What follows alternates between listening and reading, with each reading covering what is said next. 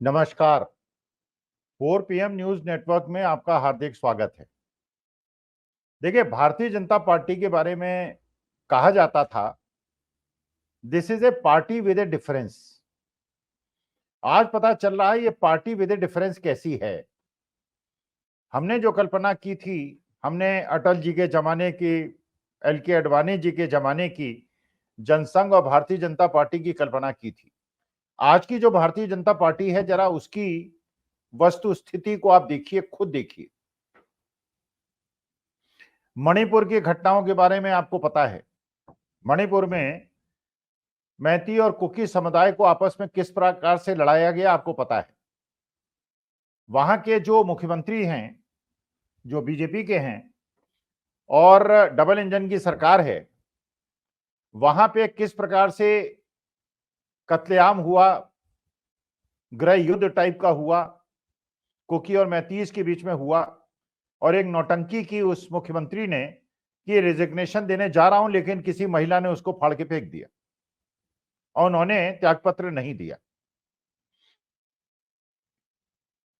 मणिपुर, उसके बाद आप देखिए उत्तर प्रदेश के अंदर लखीमपुर खीरी से उस व्यक्ति को टिकट दिया गया जिसके बेटे ने निरीह किसानों को जो आंदोलन से वापस आ रहे थे पीछे से कुचलकर मार दिया, उसको टिकट दे दिया बिना किसी शर्म के। जो वादे किए गए थे किसानों के साथ, अन्नदाताओं के साथ कि उनको न्याय मिलेगा, उन्हें कुछ नहीं मिला, बल्कि उल्टे उन पे मुकदमे दर्ज हो गए। लेकिन जो गृह राज्य मंत्री थे, जिनके पुत्र ने यह कारस्तानी की थी, उनको फिर सांसद का टिकट मिल गया, क्योंकि बीजेपी को वो सीट जीतनी थी। कैसरगंज के अंदर ब्रजभूषण शरण सिंह ने, जिनके खिलाफ बहुत सारी पदक विजेताओं लड़कियों ने शिकायत की थी, उन्हें तो टिकट नहीं दिया, लेकिन उनके बेटे को इसलिए टिकट दे दिया कि वो ब्रजभूषण शरण सिंह के बेटे हैं। भारतीय जनता पार्टी को कैसरगंज से कोई दूसरा उपयुक्त उम्मीदवार नहीं मिला, उसे टिकट दे दिया।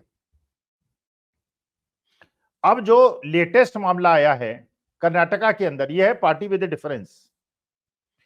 जब जेडीएस के साथ समझौता होने की बात हो रही थी भारतीय जनता पार्टी की, भारतीय जनता पार्टी के बहुत वरिष्ठ नेता, बहुत बड़े नेताओं ने इसका विरोध किया था। और उन्होंने विरोध इसलिए किया था, बल्कि येदुरप्पा जी ने भी विरोध किया था, जो सबसे बड़े भारतीय जनता पार्टी के नेता हैं, जिनके पुत्र कर्नाटका भारतीय जनता पार्टी के अध्यक्ष हैं। क्योंकि कर्नाटका के अंदर जेडीएस में एचडी देवेगौड़ा साहब का तो बहुत ज्यादा सम्मान है, लेकिन उनके एक पुत्र रमन्ना और उनके पुत्र, मतलब एचडी देवेगौड़ा साहब के पुत्र प्रोज्वल रमन्ना की इतनी ज्यादा बुरी छवि है और एक आतंक का प्रतीक है वो अपने क्षेत्र में। देवेगौड़ा साहब का लोग सम्मान करते हैं, लेकिन रमन्ना साहब का और रमन्ना साहब के पुत्र प्रोज्वल रमन्ना से लोग डरते हैं। और भारतीय जनता पार्टी के बड़े बड़े नेताओं को यह पता था कि प्रोज्वल रमन्ना ने किस प्रकार का शोषण किया है, महिलाओं का शोषण किया है, नारियों का शोषण किया है, इसलिए वो इसके विरुद्ध थे। भारतीय जनता पार्टी के कुछ ऐसे लोग, वरिष्ठ नेता, जो विधानसभा का चुनाव लड़े थे, उन्होंने भी पत्र लिखकर अपने प्रदेश के अध्यक्ष को इसके बारे में बताया था और यह भी कोशिश की थी कि हाईकमान को बताया जाए। तो ये नहीं माना जा सकता कि भारतीय जनता पार्टी के वरिष्ठ नेताओं को वो बात नहीं पता थी जो कि कर्नाटका में और हासन में विशेषतर सबको पता थी। सब विरोधों के बावजूद, येदुरप्पा जी के विरोध के बावजूद, प्रोज्वल रमन्ना को हासन से संसद का टिकट दिया गया और वो चुनाव लड़े। चुनाव हो गया है, जीतेंगे या हारेंगे पता नहीं, क्योंकि एचडी देवेगौड़ा साहब की उस एरिया में अपनी प्रसिद्धि है और वे एक अच्छे व्यक्ति, जैसा वहां के लोग बताते हैं और जैसा मैंने कई चैनल्स में देखा और उनके बारे में पता चलाया। अजय देवगन साहब वहां पे सबसे खुलेआम मिलते हैं, जनता दरबार लगाते हैं, जनता से मिलते हैं और प्यार मोहब्बत से बात करते हैं। प्रोज्वल रमन्ना के बारे में यह फेमस है कि अगर उनसे मिलने कोई दलित समुदाय का आदमी आता है और बीजेपी का सपोर्टर दलित समुदाय का भी आता है तो वो उनसे तब मिलते हैं जब तक वो नहाए हुए नहीं होते हैं। अगर कोई दलित समुदाय का आदमी उनसे मिलने आता है जब वो नहा चुके होते हैं तो वो मिलने से इनकार कर देते हैं। इतनी विभत्स दलित समुदाय के प्रति भावना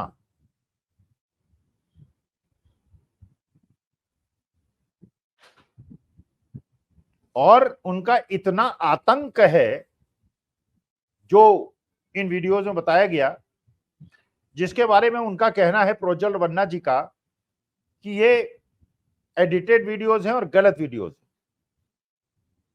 मुझे नहीं पता कि वो वीडियो सही है कि गलत, मैंने देखे भी नहीं और ना मैं देखना चाहता हूं। लेकिन मैं ये जानना चाहता हूं कि अगर वो वीडियोज गलत थे और चुनाव होने से पहले वो वीडियोज मार्केट में आ गए थे तो ऐसा तो नहीं हो सकता कि प्रोज्वल रमन्ना साहब को ये बात पता ना हो। अगर प्रोज्वल रमन्ना को ये पता थी कि एडिटेड और गलत वीडियोज मार्केट सर्कुलेशन में हैं और एसआईटी गठित हो गई है तो भाग के जर्मनी क्यों चले गए? हो सकता है उनका पूर्व निर्धारित कार्यक्रम हो सकता है, मैं नहीं जानता था या नहीं था। उनके पास डिप्लोमेटिक पासपोर्ट है और किसी भी बड़े नेता को, इस प्रकार के नेता को सूचना देनी होती है, सूचना उन्होंने नहीं दी और डिप्लोमेटिक पासपोर्ट का फायदा उठाकर वो जर्मनी चले गए। जर्मनी जाके उन्होंने, जब जर्मनी के लोग देखेंगे प्रोज्वल रमन्ना को तो भारत की छवि का क्या होगा ये अब आप अंदाजा लगा सकते हैं। भारत की छवि का डंका बजेगा या घंटा बजेगा ये आप अंदाजा लगा सकते हैं। कह रहा भी ये पता चला है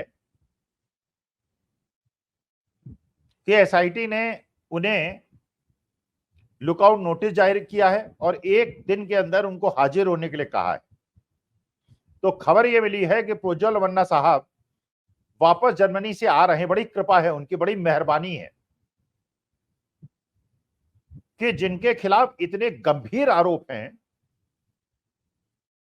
वो भारतीय जनता पार्टी के सहयोगी दल द्वारा, जेडीएस द्वारा उनको टिकट दिया जाता है और माननीय मोदी जी उसकी कन्वेंसिंग करते हैं,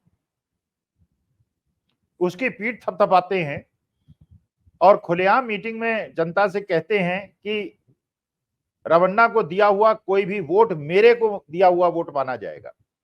जबकि उनको सारी चीजें पता होनी चाहिए, इतने बड़े नेता हैं, देश के लोकतांत्रिक रूप से चुने हुए प्रधानमंत्री हैं, देश के यशस्वी प्रधानमंत्री हैं, तो ये बात उन्हें नहीं पता होगी ये मैं मान नहीं सकता। प्रोज्वल रमन्ना साहब के बारे में जो और सूचनाएं मिल रही हैं, जो मैंने कुछ यूट्यूब चैनल्स में देखी हैं, कि वो इतना दुर्दांत व्यक्ति था कि नहाता भी था तो अकेले नहीं नहाता था।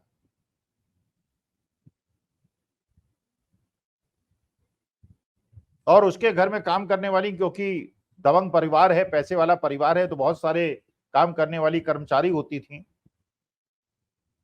वो डर के भागती थी। ये बताया जा रहा है, मुझे नहीं पता, मेरे पास कोई अपनी सूचना नहीं है, मैं कोई आरोप नहीं लगा रहा हूं, मैं तो वो बता रहा हूं जो मार्केट में सर्कुलेशन में है, जो सूत्र बता रहे हैं।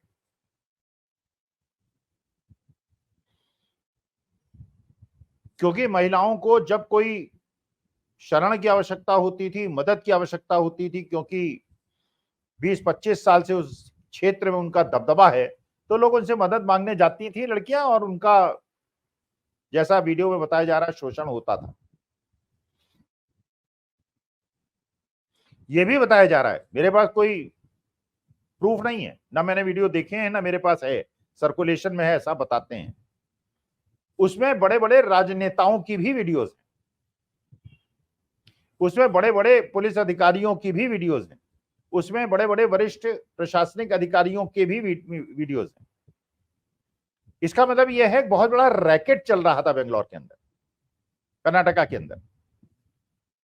एक सत्ताधारी परिवार, एक सशक्त परिवार, भारतीय जनता पार्टी का सहयोगी परिवार, पार्टी विद ए डिफरेंस कहने वाली पार्टी का एक सहयोगी, उसकी इस प्रकार की प्रचार, जिसके बारे में कर्नाटका के बहुत ज्यादा लोगों को पता था, और देश का सूचना तंत्र इतना कमजोर है, देश की कानून व्यवस्था इतनी ज्यादा कमजोर है कि ना तो प्रशासन को पता था और ना राजनेताओं को पता था।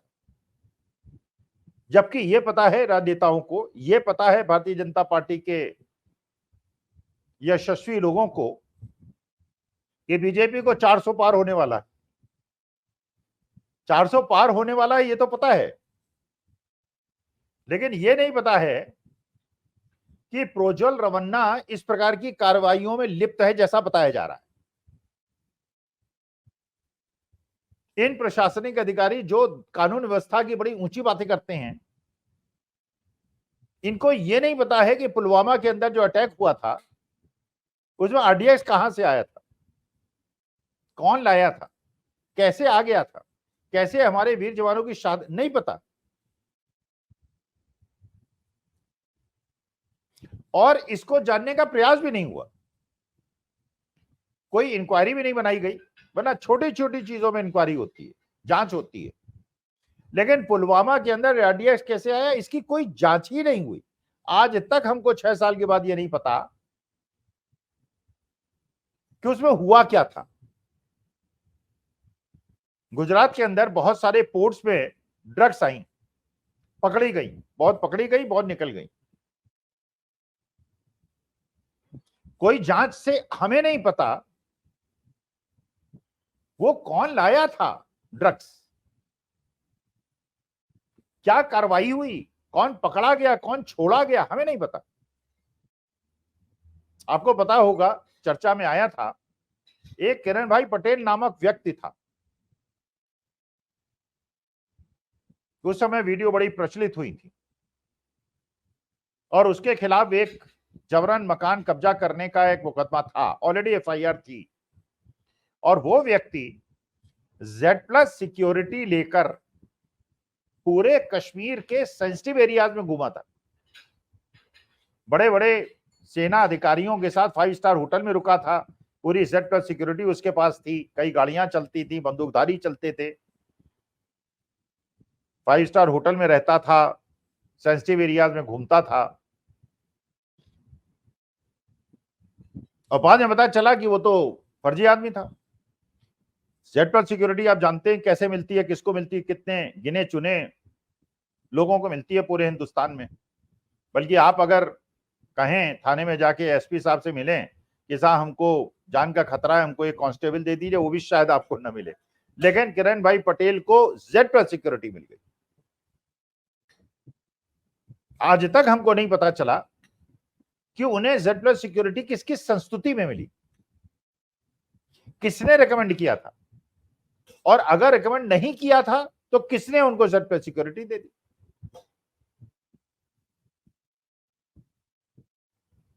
तो ये जो पूरे देश का परिदृश्य दिखाई पड़ रहा है, अभी तक तो हम लोग केवल ये देख रहे थे कि जो लोग आर्थिक भ्रष्टाचार में लिप्त हैं उनके पास 3 विकल्प होते हैं, या तो बीजेपी में चले जाओ, या जेल चले जाओ, या चुनावी बॉन्ड में पैसा दो। लेकिन ये अब समझ में आ रहा है, और विपक्ष के नेता जो हैं, जहां पे कोई सबूत ना हो, जहां कोई साक्ष्य ना हो, वहां पे मनी लॉन्ड्रिंग और जेल, और उसके बाद 6 महीने जेल, चुनाव में आप प्रचार नहीं कर सकते, और उसके बाद चुनाव खत्म हो जाएगा, फिर कौन हम कौन आप, फिर कौन पहचानता है किसी को। मकसद ये है कि चुनाव जीत जाए, इनको चुनाव प्रचार मत करने दो। और इस प्रकार के आर्थिक अपराधी, इस प्रकार के हिंसक कार्रवाई में लिप्त लोग, इस प्रकार के बच्चियों के शारीरिक शोषण करने वाले लोग, जिनके खिलाफ प्रोटेस्ट करने वाली पदक विजेता लड़कियों को सड़कों पे घसीटा गया हो, उनकी कोई सुनवाई नहीं। और फिर कहना कि कानून व्यवस्था बहुत अच्छी है।